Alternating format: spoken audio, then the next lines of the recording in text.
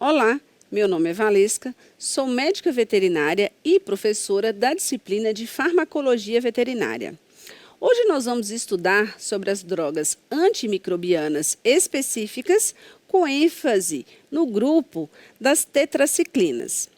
A partir disso, os nossos objetivos da aula serão conceituar e fazer considerações gerais sobre esse grupo de antimicrobianos, que são as tetraciclinas. Nós vamos também aprender qual é o mecanismo de ação dessas drogas e como eles agem no combate às bactérias.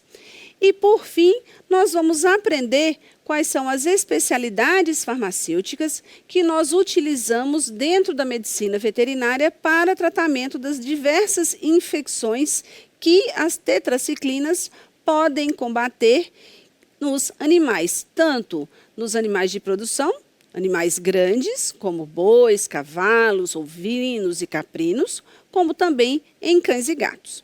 Então, vamos começar fazendo algumas considerações e conceituando as tetraciclinas. Então, como um breve histórico, é importante a gente saber que na década de 40, mais precisamente em 1948, foi descoberta a primeira tetraciclina. E essa tetraciclina, na época, foi chamada de aureomicina.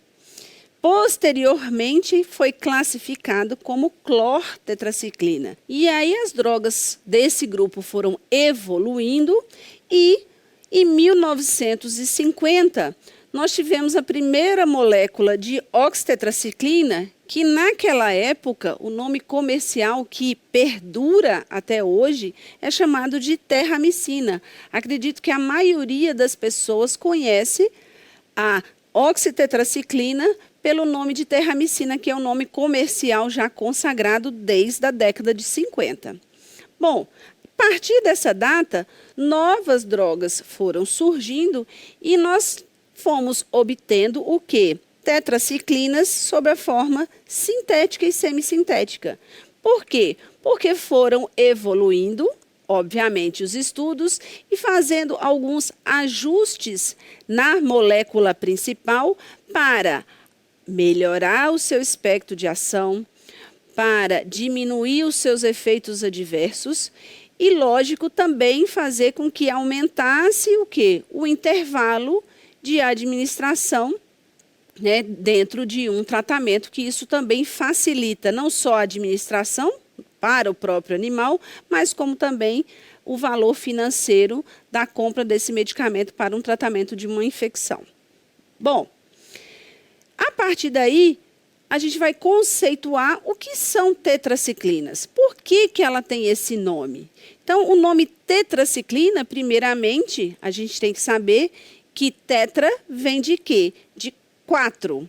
São formadas por 4 anéis cíclicos que originaram esse nome de tetraciclina. Outra coisa, eles são produzidos também por diversas espécies de streptomyces. E, como a gente já falou em aulas passadas, os antibióticos, eles têm esse precursor. Eles vêm de um micro-organismo, a partir daí é levado a molécula ao laboratório para se fazer ajustes e mudanças em algumas estruturas químicas para melhorar a ação daquela droga que foi descoberta.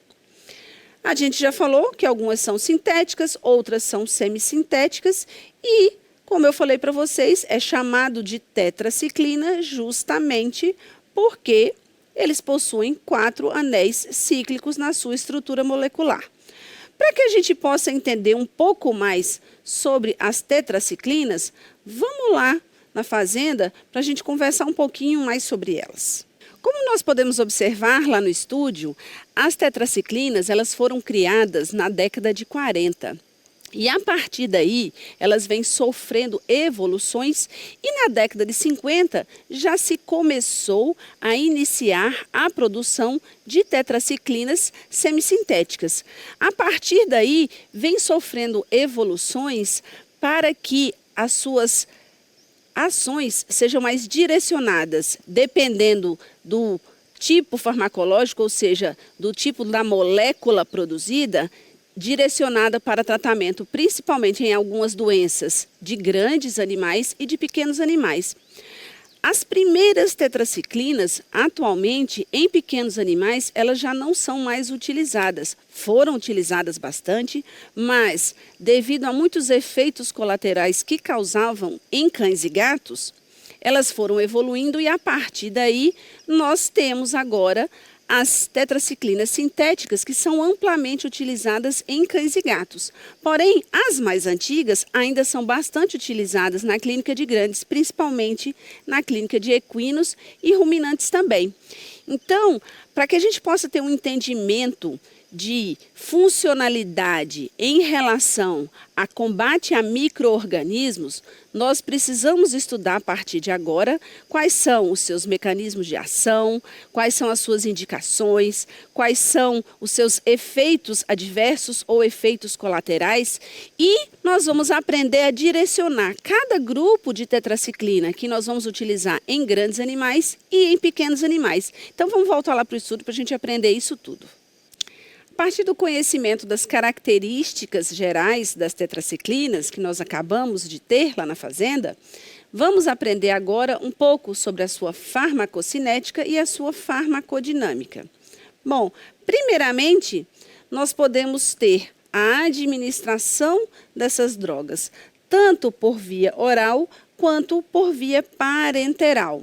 Uma coisa que é importante a gente lembrar, já existem vários relatos na literatura que as administrações por via parenteral, principalmente por via IM, que significa via intramuscular, ele em alguns animais que têm uma maior sensibilidade, podem gerar reações inflamatórias locais e gerar um quadro de dor no local.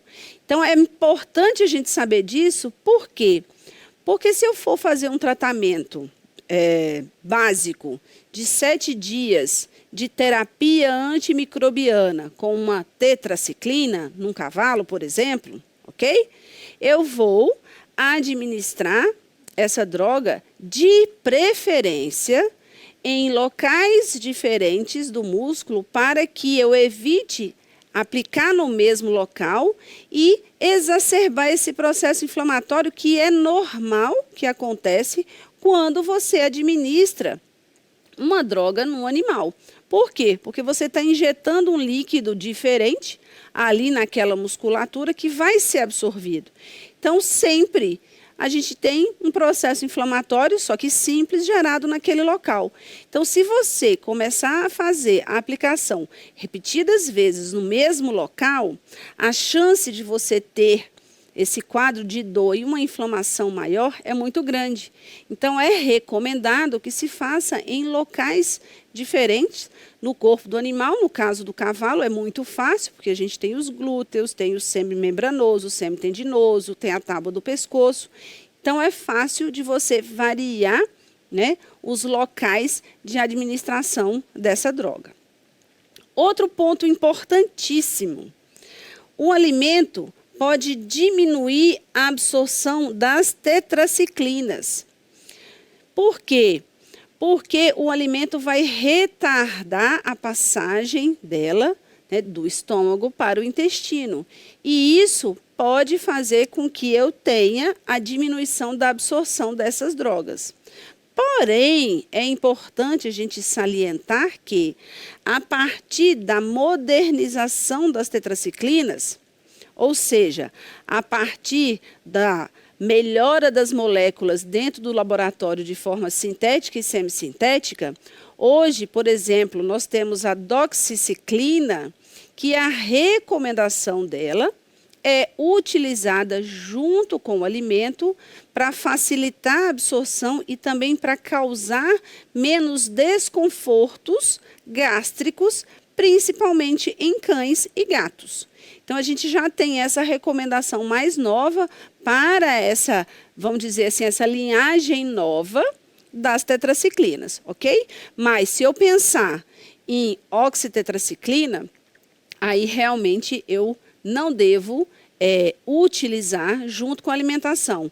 Mas outra coisa que é importante, nos dias de hoje, pensando em cães e gatos, né, com exceção de animais de produção, nós praticamente não temos formulações orais de oxitetraciclina. Então, quando se utiliza, né, se utiliza a versão mais nova, que é a doxiciclina. Outro ponto importantíssimo, tá? Quando administrada em animais jovens ou junto com complexos vitamínicos, catárticos e antiácidos, eles podem formar quelatos insolúveis com ferro, cálcio, magnésio e zinco.